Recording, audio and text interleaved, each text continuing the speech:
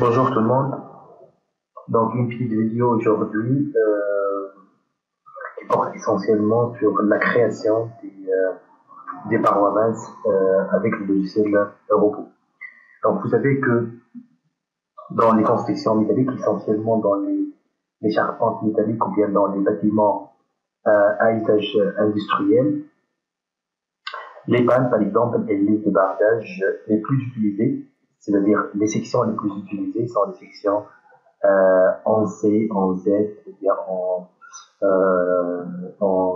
C modifié. Le plus important, c'est qu'il utilise beaucoup les profilés à parois minces, vu les avantages en termes de poids. Je peux optimiser le poids de la structure en utilisant des pannes et des listes de bardage à parois minces, avec des profilés à parois minces, et aussi les bonnes caractéristiques géométriques.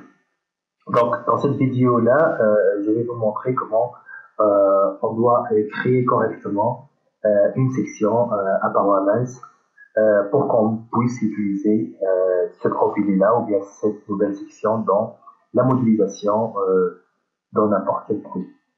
Donc, je vais cliquer bien sûr sur étudier section et dans cette partie-là ou bien dans cette euh, école-là, je peux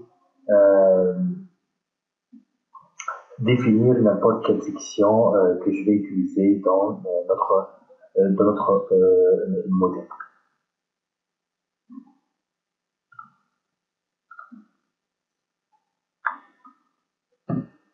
Donc, dans cette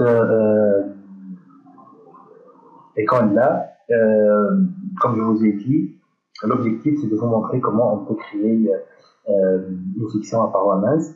D'abord, avant de commencer, comme je vous ai dit, vous pouvez avoir ou bien une section pleine, métallique, ou bien une section à parois minces. Donc, avant de commencer la modélisation, il faut venir ici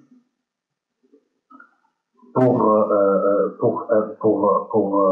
choisir l'option, ou bien il s'agit bien d'une section mince à parois minces, ou bien il s'agit bien d'une section pleine. Si je vais cliquer ici sur la section à parois minces, vous allez, il va indiquer ici que la section qu'on va créer maintenant, c'est une section à parois minces, et donc le robot a une idée sur les caractéristiques géométriques qu'il va chercher et les résultats qu'on va montrer. Donc, pour maintenant la section mince choisie, quelle que soit une section en C, en Z, ainsi de suite. Donc, vous pouvez ou bien directement importer d'un fichier DXF la section, hein, ou bien vous pouvez utiliser ces icônes-là pour tracer tout simplement la section. La différence entre la définition classique des sections pour les profilés métalliques, par exemple, si pour les poutres de roulement, je peux avoir un HA, je vais renforcer le HA avec des cornières. Donc, je vais définir une section classique ici, et donc je vais apporter le HA ainsi que les cornières pour que je puisse chercher toutes les caractéristiques géométriques de la nouvelle section.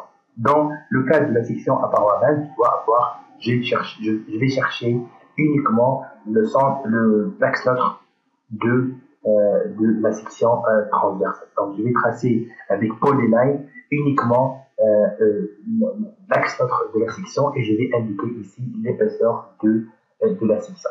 Par exemple, je vais tracer n'importe quelle section de la forme en C,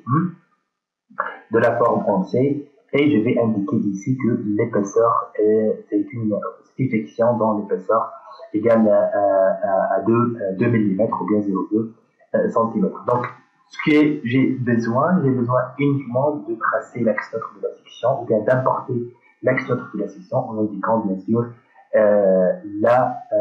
l'épaisseur de la section, et je peux par la suite, comme montre ici, je peux directement avoir toutes les caractéristiques géométriques nécessaires, parce que s'il s'agit bien d'une panne par exemple, le calcul c'est un peu différent par rapport à la panne en IPE par exemple. Donc j'ai besoin de plusieurs caractéristiques géométriques, y compris la position de centre de gravité et la position de centre de section. Voici la position de centre de gravité de la section et voici la position du centre de flexion pour cette section-là, qui sont deux paramètres nécessaires pour les vérifications nécessaires après pour vérification, par exemple, d'une panne en C. Donc, vous pouvez récupérer toutes ces informations-là, toutes ces propriétés géométriques de la section considérée, à utiliser après dans le calcul manuel. Et aussi, vous pouvez enregistrer cette section-là pour ajouter cette section au catalogue. Et ici, je vais ajouter cette section-là dans le catalogue numérique. Je peux ainsi nommer la section, indiquer les sections, les caractéristiques géométriques de la section, et je peux ajouter cette section-là dans le catalogue du robot pour que je puisse l'utiliser après. Donc, c'est très important cette partie-là. Comme je vous ai dit, c'est un peu différent. Si il s'agit bien d'une section à parois minces, il faut suivre ces démarches-là pour déterminer les caractéristiques géométriques. Je vous remercie.